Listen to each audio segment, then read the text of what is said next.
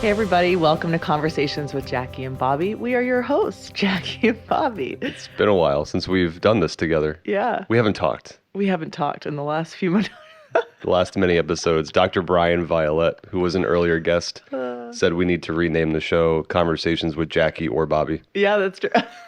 I know. You know, we would both, obviously you guys probably know, we probably would both interview everybody together, but just with children and a baby, somebody always needs to be on baby.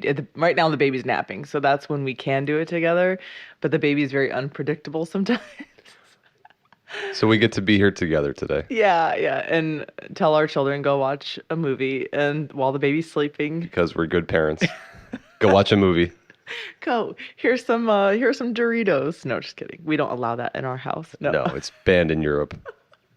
Never. Oh my gosh, we're just kidding. We although we are on the gluten-free, dairy-free train right now. Choo-choo. For a couple weeks at least, by doctor's orders. So Because your thyroid can't just walk it off. I wish it could. No, I had a friend, this is so sad. I had a friend who said she had Hashimoto's, which is what I also apparently have, and just got activated. It was like a sleeper cell. Like Steven Naroski, the pommel horse guy. Mr. Pommel Horse.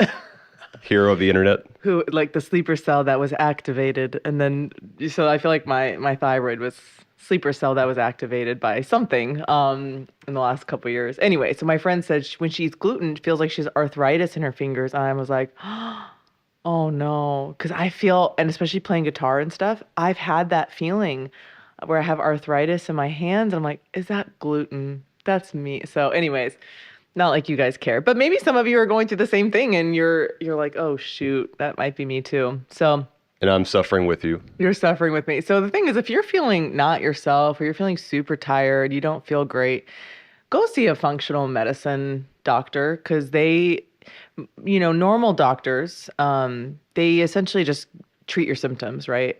But and we've talked about this, but functional medicine doctors, they go and they help, they see what your diet is, they see what your environment is, they see all the, they just want to know how can we help you wholly. Yeah. Be better. So anyways. Well, and autoimmune is frustrating and confusing and exhausting. Just takes a toll on everything. And Dr. Whiter has been helping me. She can only prescribe in Texas because I posted her on my social media and she said she had 12 people reach out to her because I posted how low dose naltrexone has helped my thyroid, like my numbers, because most people are on thyroid meds. I'm not. I'm just trying through diet and through supplements because of all the stuff, and through low dose naltrexone, it already cut my terrible numbers in half. So in like 2 months. So people contacted her. She's like, I can only prescribe in Texas right now. So if you're in Texas, you can, Dr. Melissa Whiter can help you. But there are others out there, just so you know. There are other doctors out there who are functional medicine and my sister's a functional medicine nutritionist. And anyways, so we are on that journey right now for at least a few weeks to see how we feel. How are you feeling? Fine. Just on our anniversary. So we celebrate our anniversary, our 11th anniversary. Yeah, we just celebrated 11 years of marital bliss. And no conflict, ever. Never. Although I will say, you've only one time in our marriage have we slept in a separate room because we were that annoyed. Yeah. Sometimes it's sickness and coughing. Yeah. I'll go sleep in the guest room because I can't sleep. But one time, and you know what happened that night? There was a hailstorm that damaged our roof and our cars, all because the wrath of God did not want Jackie and Bobby to go to bed angry. I will say, I heard some really good advice. There's that, don't go to bed angry, but there's also but don't say something just to say it. Yeah. And I think we've learned it's better to sleep on it. Yes. And figure out what am I really upset about than just kind of force an apology that you don't really mean. Well, or to say something you regret. Right. And it ends up being more of an insult. Yeah, no, we don't. Than apology. It's like, just don't say anything. So we're much better at the silent treatment for a little bit, but not we need time to think about what's actually going on here, who's in the wrong, and it's mostly me. No, I just start aggressively cleaning things I will never clean. Me too. But we celebrated 11 years. Yeah. It's also by the time this airs, it will be the 2-year anniversary of this podcast, because we started on the Feast of the Assumption of Mary, August 15th, 2 years ago. Wow. So we've made it 2 years. Yeah, so there's some of you who have been here since the beginning, so we're grateful for you. Yeah, for anyone listening, for anyone who's hopping in just now, and we hope that we continue to provide quality content, good conversations, and guests. And yeah, I was gonna say, for our anniversary, we had to find somewhere that was gluten-free, dairy-free. For our wedding anniversary. Yes. Not the podcast. Not the podcast. Although we should do that too. I'm down for dinner anytime. So we went to this Thai food place, and yeah, Bobby and I are not givers or receivers. Like, that's not our love language. Our love language is quality time. Although I will say, and touch. And yeah, definitely touch. But what's funny is, like, when it comes to gifts, so I have some friends who are like amazing gift givers. Like, they are so good. It's like Leslie Knope, and you're like, oh shoot, I'm a terrible gift giver. And I'm a quality timer. Like, I would rather hang out with somebody for a gift. Like, if they treat me to lunch, like, that's like my favorite thing. Because I am a gift. Yeah. Well, we all are a gift, according to JP too. But I was thinking, when Bobby and I hint at something, that's when it's like, you're on it. Like, because we don't know what to get each other, we're just not gift giver. Like, there are times that it's not even like Father's Day, your birthday, or Christmas, and I'm like, oh man, there's like a Gandalf pipe. I need to get this for Bobby. Like, or there's like a Dark Knight playing cards where the Joker is the face of Heath Ledger, and the one of the kings is the Dark Knight. Like, it's like awesome. Anyways, there's times like that we see something, and we think of each other, and we get the gift. But when it's forced, like when the day comes and you're like, I don't want to just have to get a gift, right? So we're much better at the quality time. But I will say, there are good spouses that when the spouse, when you're not a gift giver, when the spouse makes a hint. Now, if you're like this and you're listening, jump on it, right? Like, so if Bobby like says like, oh, well, there's this blah, blah, blah happening, like, or is a concert happening by my birthday, I'm like, well, obviously I'm going to jump on that because I don't know what to get him. But if he's going to mention something, we're doing it. So it made me think of the ballerina farms thing. And we're going to go there. Yeah, I just want to say, if he's watching this, husband, buy your wife the trip to Greece. You can afford to take your wife and all your kids first class to Greece with like 10 nannies. You can afford. Now, if I were that girl's friend, I would have bought her a trip to Greece with her children and her husband, if I could afford that. Like, you know what I'm saying? Like, when somebody drops a hint that big, you do it. Like Bobby, I dropped a hint last year for my 40th birthday that I'd never had a surprise party. For 6 months, this man planned a surprise party, and not just a party. He flew out my best friend from California, and that made me cry. Like, I kind of was it was under the guise of like, oh, there's this women's night, Advent night. I'm like, yeah, but why would you put that on my calendar why would you put that on my calendar? So I kind of had a hint. So I'm thinking I'm going to walk in here. It's just going to be my lady friends. And yeah, maybe it'll be some surprise. But then I walk in, it's all of our friends, guys and girls, like all of our friends. And I'm like, oh my God, I was very surprised. And then he surprised me with our other friend, whose birthday it was that day, our friend Tammy. And then out comes my friend Marianne. And that just made me start crying because she's from California and you flew her out. So anyways, I'm just saying, if you are a spouse and you are not a gift giver, Listen. Like, I just think when you love your spouse and they give you a hint, like for me as a non-gift giver person, I'm like, I got to jump on that because I don't know what else to give you besides my time. Besides the gift of my presence. So you jump on it. So anyways, it just made me think of Ballerina Farms, and she's lovely, and I'm sure he's lovely too. It's just sometimes we just don't know, So I think there are things in marriage, couples. It just made me think like that couple's going to have a fight about that. And that's what happens in marriage as you grow. You have arguments about things, because I have friends who have husbands who aren't good gift givers, and there have been tears over that, and there have been arguments over that, and that's okay. Like, that's what happens in marriage is these things happen, and you argue about it, and a loving couple will learn from that, and you grow and you mature and you get better at it. And I'd say it's also an invitation to stretch. Yeah. Because we can hide behind these, well, I'm not a gift giver. Right. You could just identify exactly. Yeah, I'm quality time. And that becomes, almost, it's good to know Becomes an thyself. excuse, though. But how easily, that could become an excuse for, well, I'm not a gift giver. And it's like, actually, I could get out of my comfort zone. I could stretch. I could listen to what she would appreciate. And you don't need to become a scrapbooking king. Although maybe that's in your wheelhouse.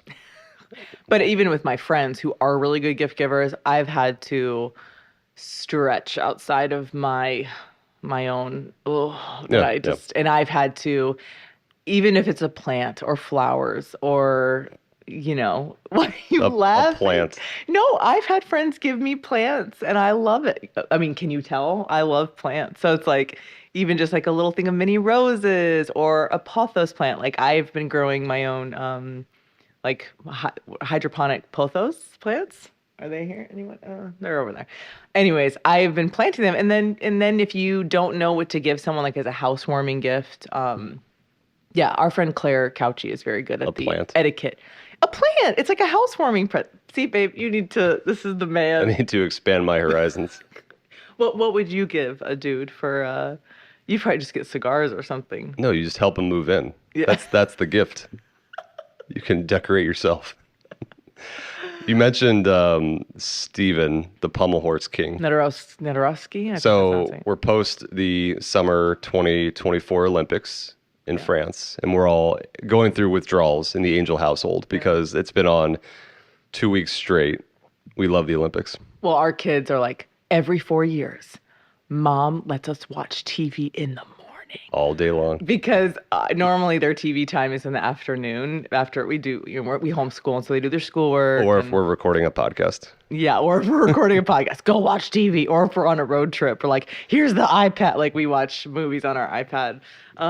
But yeah, the Olympics, like obviously there's a whole hubbubaloo about the opening ceremonies, and I just watched Father Mike's video, and essentially if you want to know what we think, it's exactly what Father Mike thinks. That's exactly, like almost exactly what I was like, exactly. I'm not shocked. It's very French. This is a very French thing. But yeah, just go watch Father Mike's thing on the Olympic ceremonies, and that's pretty much what we think. But during the Olympics, like our favorites, I was like, kids, what are your favorites? And they say swimming, gymnastics, volleyball, which are my favorites. But we watched we watched skeet. The skeet shooting. We won gold in skeet. And silver. And that got, and bronze or silver? Either gold and silver or gold and bronze. But the guy who won gold has won it 4 Olympics in a row. But it was down to the wire. Like I was stressed for like watching skeet shooting.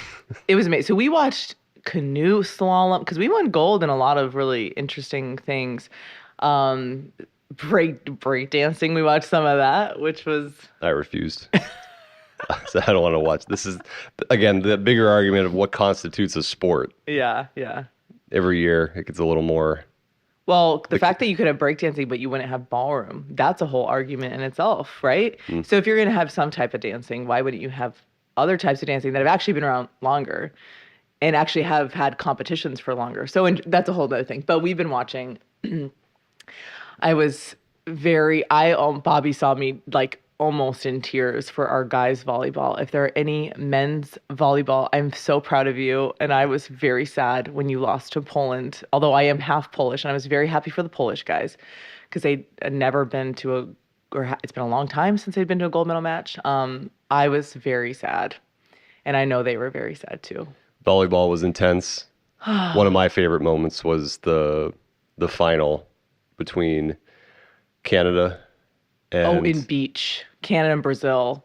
When they were these players are getting in a tiff near the end of the game, and the DJ, like it's pretty tense among the athletes. The DJs are awesome at both indoor and beach volleyball. And the DJ starts playing Imagine by John Lennon. People. And so it's going from like, big beats and thumping music to Imagine as the ref has to like break up these lady athletes. Which I haven't seen in volleyball. And the crowd is waving along in the background. And eventually the athletes start to like crack and laugh. It was like fun. three out of 4 of them started laughing and just kind of broke the tension. And it just was this very human moment. It was funny. Yeah, and our ladies got silver in indoor volleyball, which was Italy. It was kudos to Italy. They smashed every team. It was unreal, and they've never even won a medal in indoor volleyball, and they got the gold. unreal. One of my favorite parts, I just will say, with team sports like that is that, especially because our volleyball players, we don't have a huge professional volleyball league in America. So most of our players, they go to Italy or Turkey or China or Brazil to go play in their professional. So my favorite part is watching them play their teammates. So like USA is playing Italy, and you see, or even like our men's team playing whatever teams, they play with some of these people are on their teams in professional. And I love that. Like they know like, oh yeah, this girl is an amazing hitter and we're not going to be able to block this girl. Like I think that's one of my favorite things about team sports like that. Cause you see it in basketball, like you know, obviously other people from other countries come here to play basketball, and Steph Curry. Oh my God, you guys just watch the last 2-3 minutes. I mean, a couple minutes of that game. It was so fun. The 3-pointers. It was like 4 3-pointers in a row, and he's like, so 99. That was so great. Funny. Yeah, there were definitely like obviously gymnastics. Simone Biles coming back and doing very well. I about fell off. When she didn't win gold in Florida, I was like, well, I woke up and I saw the results. I was like, no! But she got 3 golds and a silver. What an amazing. But just great swims, great. Oh, Ledecky. Track races, records broken, upsets happening like in the mile. I think the 1500, was it the 1500? Yeah, our guy edged out Norway oh my and gosh. UK Scottish guy. We haven't had 2 guys on a podium, they said, since 1912, I think. If I had to say one track race that was an upset, that was probably my favorite. It was the men's 1500. It was insane. Our guy was like in last, and then came in the middle, and then all of a sudden the very last lap, that very last turn, unbelievable. We were I mean, it was. So our kids, what's cool about the Olympics is that our kids, we have a community pool. They start practicing all their training now. Yeah, they're training. They're starting to do all their we watch synchronized swimming. We got silver in that. They're doing their artistic dives. And we're having like races across the pool to see who's fastest. And then even their gymnastics move, they literally got ribbons. Like our friend bought them ribbons. So to start their floor routine. It's so fun. We love the Olympics. Like I love that. Well, I love just watching like that triumph of the human spirit, men and women pushing themselves and their capacities and breaking these records. And now as a dad, I will say, when they pan over from the athlete to the stands for the parent shots, and you see like the moms crying, you see the dads, the pride, like that is now like getting me. Yeah. Like teary-eyed. Yeah. Yeah. It was amazing. And our kid, it's in LA in 2028. The last time I was in Los Angeles, I was not even a year old. It was 1984 in Los Angeles. And it's going to be back there. And our kids are like, we're going, right? But it's funny. There are a couple things in Oklahoma City, like what was it? Softball was one of them. Softball and then canoeing, like whitewater, any of the whitewater. They have a whitewater venue in Oklahoma area. So yeah, our kids are like, we want to go watch volleyball. I'm like, well, okay, so yeah, let's raise $5,000 to go. We shall see. To go see one thing. So it's just kind of fun. I wish that would be very fun, but who knows? Anyway, so the Olympics, it's a withdrawal now that it's done. What do we do? What do we do with our lives? Oh yeah, homeschooling. Back to school. Which I will say, I was walking the other day and it made me sad. This part of the year makes me sad. I know you get very happy because you love fall. I get excited for fall and pumpkin spice, but you get very depressed. Because you don't even work at a school anymore. When you worked at a school and you had to go back to school, that was like so sad. Like, and you still work during the summer. Like it's not like you stopped working in the summer, but because you were a campus, you were staff, you weren't I had some time off. You were both. The problem is you were both staff and faculty as a campus minister and a teacher, so you never fully had very weird vacation. In normal Catholic school or parish tradition, you get duct taped 3 or 4 extra jobs. Shocking. But yeah, so this time of year just makes me sad, like, it's back to school. But then I decorate for fall in September, because September 1st, I am a good wife. My wife loves me. I do. I love Bobby.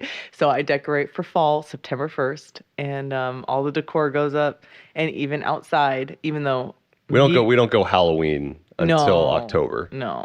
We don't go skeletons because we're Catholic and memento mori. That's all year all year long. All year long is the skeleton. is skeletons. Skeleton on your desk.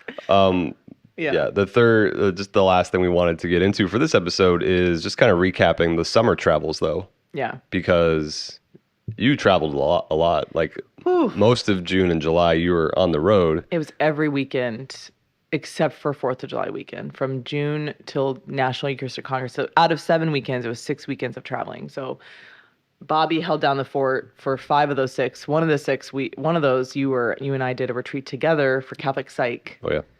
Oh yeah.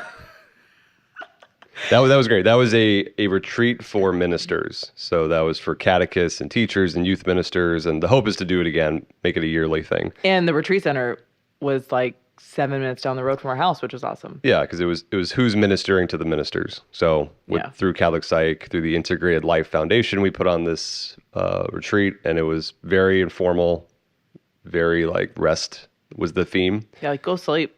Go take some rest. Yeah, it was not packed schedule-wise. It was if you need to take a nap, if you need to play board games, if you want to pray, like just whatever you need to do to rest. And just go sit by the lake in the 98 degrees. Yeah. You can't give what you don't have.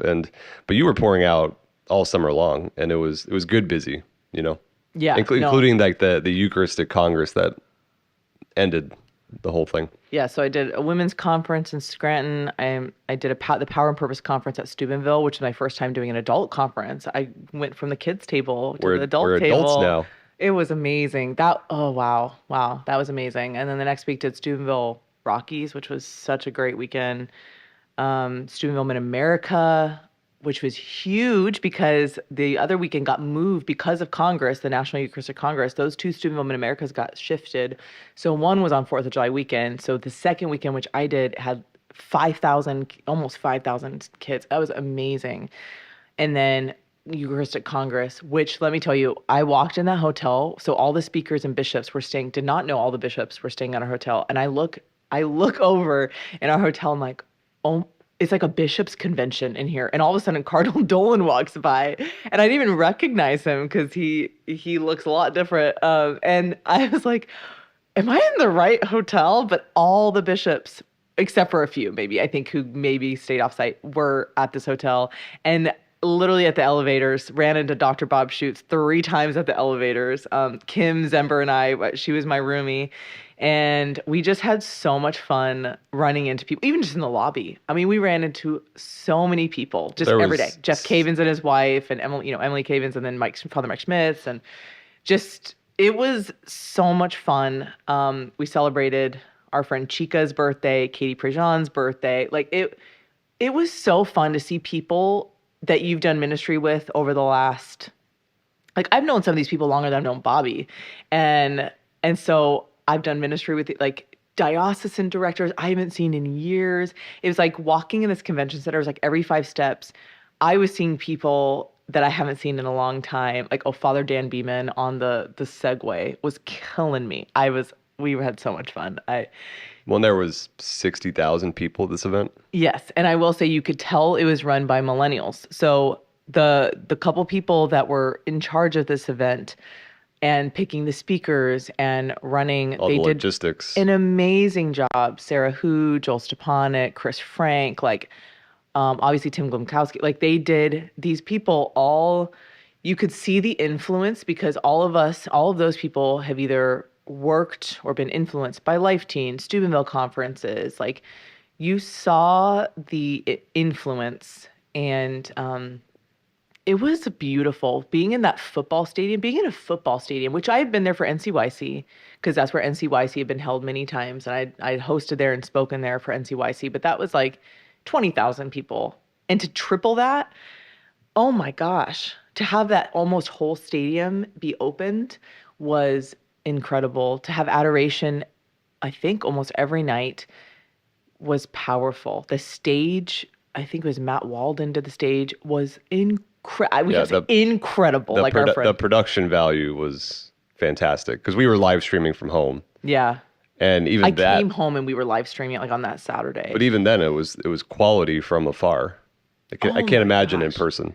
The sound was incredible.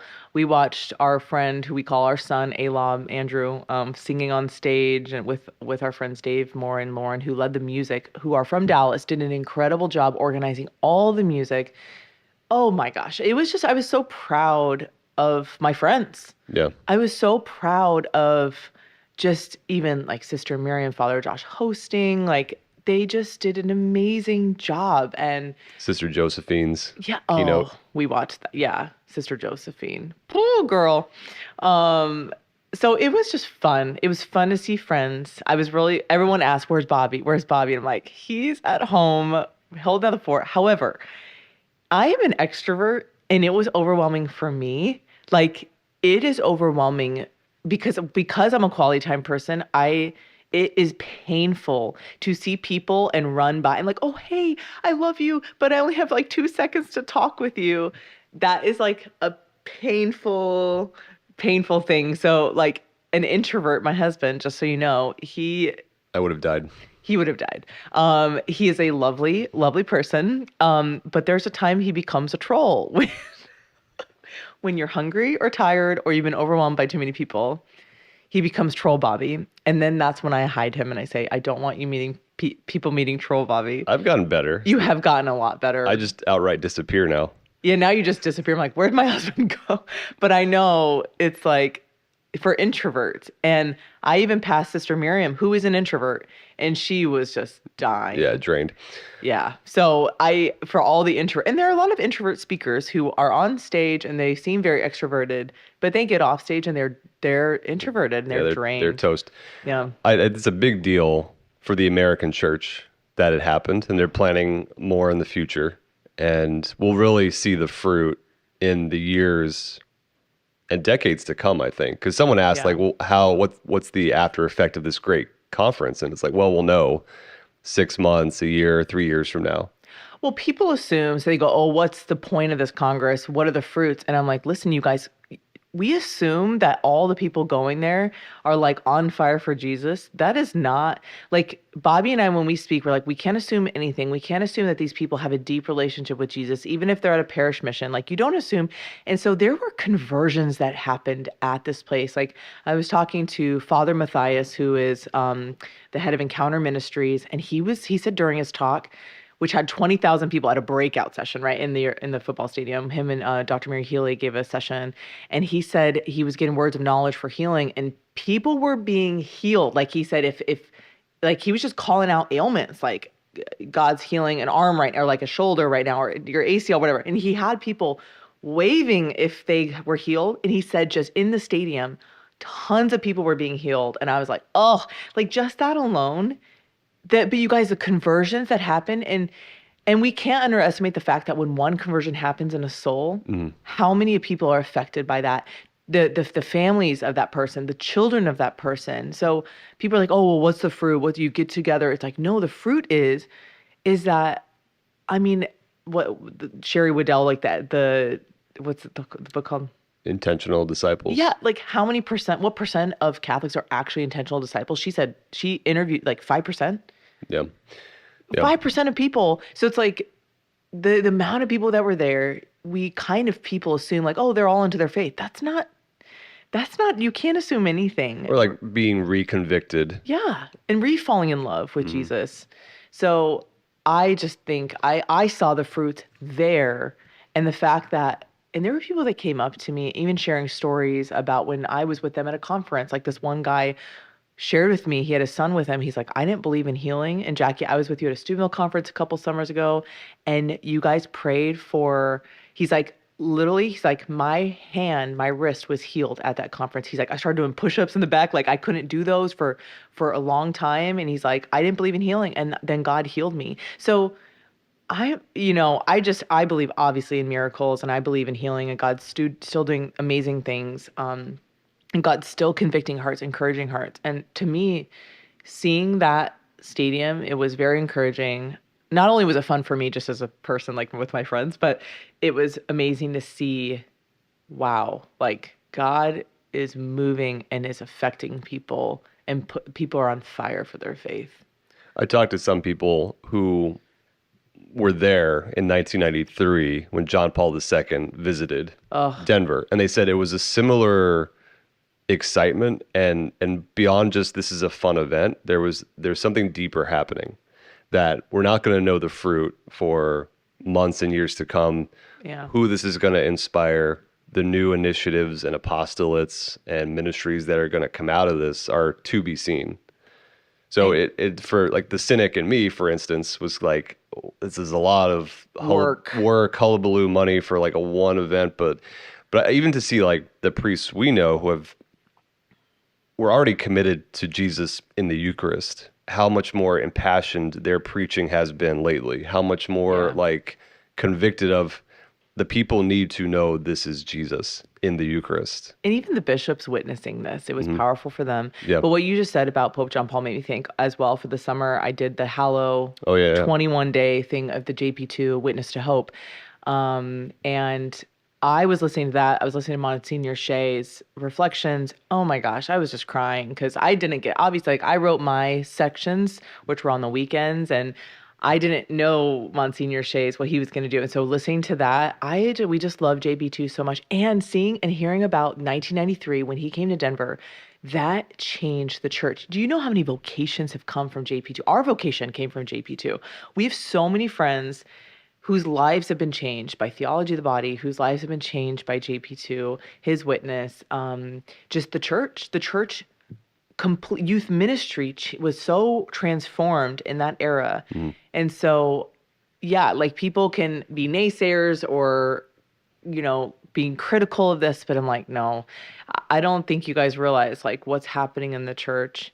I mean, I'm seeing the bigger vision, just so you all know, the bigger vision of the church is that God is bringing his children back together. For the first time since the Protestant Reformation, I don't know if you've been seeing this, but I've been seeing this, that never before in history since the Protestant Reformation we're becoming closer and closer together as Catholics and Protestants. And it is such an amazing thing to see and witness. And I am excited. I'm excited I was born at this time to witness this, because I'm seeing Protestants who want liturgy, who want and the teachings of the church that are very solid on all the issues on sexuality, which Protestants don't have. It's kind of like every man for themselves over there, but the Catholic Church is very comprehensive and clear about these teachings. And then Catholics being inspired. I'm inspired by my evangelical friends who live a life in the Holy Spirit and how they live and how they speak, and it's just beautiful. So that's the big picture, and God is just doing amazing things. So we can either be like negative Nancys and like Debbie Downers and just criticize everything. And sorry, no offense to Nancy, who's Bobby's mom. And I have an Eeyore part of me. Oh yeah, you do have an Eeyore part. I mean, I do too. I think yours is just bigger for sure. You're melancholic, so. My first job was at Chick-fil-A. And they said, can you put more like pep in your voice? And you say like, my pleasure. My pleasure. It just, yeah. But that's why we work, because I am chipper and you are my philosopher. I am not. No, yes, you are. You are chipper. Actually, it's funny when I am sad. That's when it's funny, because then Bobby becomes Mr. Cheerleader, and it's a very good balance. So anyways, I love you very much. And yeah. Yeah, so we're excited for the episodes ahead. If you're watching this, I went to go touch him, because I didn't know what was coming, how aggressive or loving it was. So that was funny. I just had to name that because I know people be like, "Oh, look at how Bobby reacted when she." There's some deep wounds in that relationship. It's a cry for help. She needs to buy him a ticket to Greece. It's an SOS to the audience. Oh my gosh. Okay. We're going to land the plane because I'm losing it. We love each other. We do. I do love you. Thank you for listening or watching. We have some great guests in the episodes ahead. Yep. And thank you as well for all those on Patreon supporting us. We'll put the links below if you feel called to check that out. We provide some extra bonus stuff there, some live webinars, time to time. Maybe we'll actually do more merch this coming year. We need to. If anybody is good at merch and likes designing things, we'll actually do a mug or something. We need to. I like mugs a lot. But yeah, if you have that gift, we'll pay you. Oh my gosh. All right. Anyways, we're going to land this plane because we're just. She's getting silly. I'm getting silly. Okay.